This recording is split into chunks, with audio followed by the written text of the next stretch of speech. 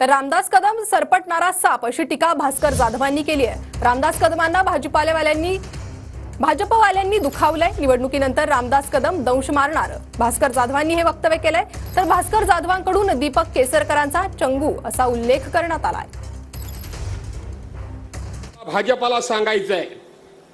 मला भाजपला सांगायचंय की रामदास कदम म्हणजे डूक धरणारा सरपटणारा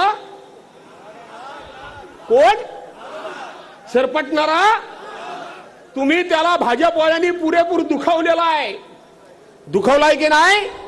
भाजपवाल्यांनी दुखावलेला आहे आणि भाजपवाल्यांनी दुखावलेला असल्यामुळे तूर्त त्याची निवडणूक आहे म्हणून तो गप्प आहे, बिळामध्ये मान खाली घालून आहे। तो तुम्हाला निवडणूक झाल्यानंतर डंख केल्याशिवाय राहणार नाही, हे 100% मी तुम्हाला सांगतो।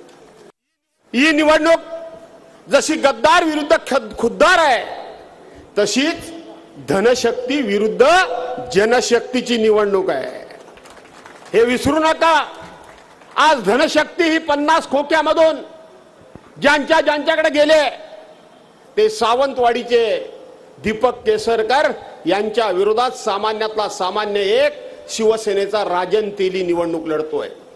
एका चंगू समोर माझा सहकारी वैभव नाईक निवडणूक लढतोय, दुसऱ्या मंगू समोर आमचा संदेश पारकर निवडणूक लढतोय।